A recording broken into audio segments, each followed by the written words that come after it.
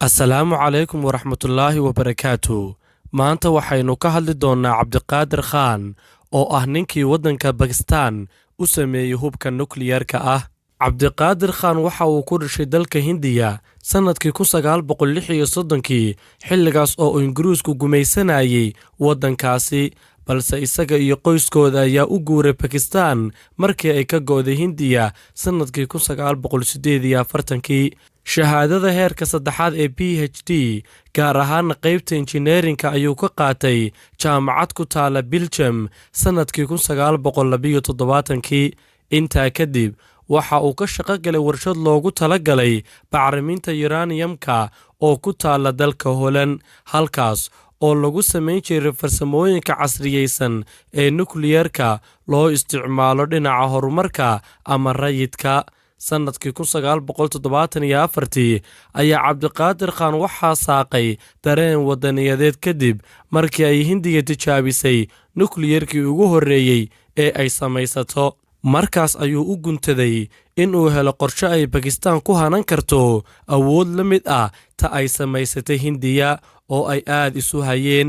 dhowr jeer ayaa ay mas-uuliyiinta bakistaan dhagaha ka furaysteen fariimo uga yimid cabdiqaadir khaan, laakiin bishii Agost sannadkii kii ayaa ra'iisul wasaarihii bakistaan ee xilligaas Zulfikar Ali Bhutto waxa uu ahmiyad siiyey fariin uga timid khaan, waxaanu amray safaaradda bakistaan ee Holland in ay isaga la xidhiidho. dayrtii sannadkii khaan waxa uu nuqulo qarsoodi ah kala hadhi jiray hanaanka farsamaynta qalabka samaynta nukliyarka, isagoo islamarkaasna ururin jiray liiska shirkadaha dalkiisa ka caawin kara tiknolojiyadda loo baahan yahay si loo soo saaro yuraniyam laga dhalin karo nukliyar. inkasta oo ay suurtagal ahayd in master khaan beri hore la xidho, haddana bartamihii sannadkii kii ayuu sirdoonka booliiska Holland waxa uu ogaaday in ay jiraan kulano dhex mara khaan iyo diblomaasi bakistaani ah oo looga shakisanaa in uu raadinayo tiknolojiyadda nukliyarka. booliiska Holland ayaa ku dooday in ay hayaan caddeymo ay ku soo xidhi karaan khaan, balse kadib wadatashiyo ay la yeesheen mas-uuliyiinta xukuumaddooda iyo wakaaladda sirdoonka Maraykanka waxaa go'aan lagu gaadhay in aan la xidhin khaan, balse dusha uun lagala socdo si loo ogaado shabakadaha tahriibiya hubka nukliyarka. khaan waxa uu ku guulaystay inuu xado dhammaan hanaanada farsamaynta nukliyarka ee loo yaqaano centrifuges, weliba iyada oo ay indhaha ku hayaan hay-adaha sirdoonnada caalamka iyo sirdoonka Holland. sannadkii kii ayay khaan iyo qoyskiisuba ku guulaysteen in ay ka baxaan Holland iyaga oo ka degay dalkooda bakistaan. waxaa jira laba hanaan oo loo sameeyo nukliyarka oo kale ah processing of plutonium iyo habka kale oo loo yaqaano centrifuges. khubarada bakistaan waxa ay xilligaas ay isticmaalayeen hanaanka koowaad, balse khaan ayaa markii uu yimid ku qanciyey inay u guuraan hanaanka labaad oo ah kii uu ka soo xaday Holland.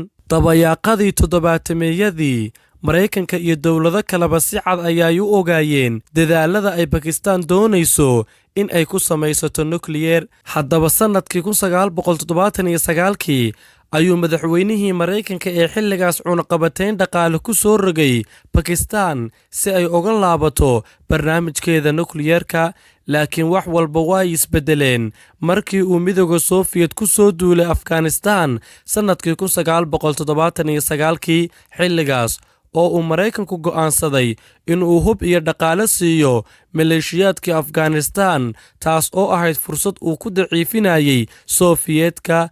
haddaba si uu Maraykanku hawsha u fuliyo, waxa uu u baahday meel Afghanistan u dhow oo uu ka samaysto xarun uu ka howlgalo. bakistaan waxay noqotay dalka qudhaata ee xaruntaas laga dhigi karo, sidaa darteed Maraykanku waxa uu ku qasbanaaday 1 in uu iska indhatiro nukliyarka bakistaan, 2 inuu cunaqabataynta ka qaado bakistaan, 3 iyo in uu $400 milyan oo iskugu jirta taageero dhaqaale iyo mid militari uu ugu deeqo xukuumadda Islaamabad.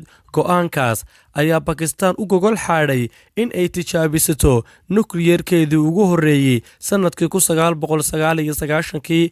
Cabdiqaadir Khan oo waraysi TV siinayay sannadkii 2009 ayaa shaaca ka qaaday in dagaalkii Midowga Soofiyeed iyo Afghanistan uu dalkiisa u fududeeyey in uu yeesho awoodda nukliyerka. Sannadkii 2004 ayuu saynisyahanka reer Bakistaan Cabdiqaadir Khan oo waraysi toos ah ku jiray waxa uu qirtay in uu tiknoolajiyadda nukliyerka uu si sharci darro ah uga iibiyey waddamada Iiraan, Liibiya iyo Kuuriyada Waqooyi. Intaa ayaynu ku soo koobi doonaa barnaamijka nukliyerka ee Bakistaan.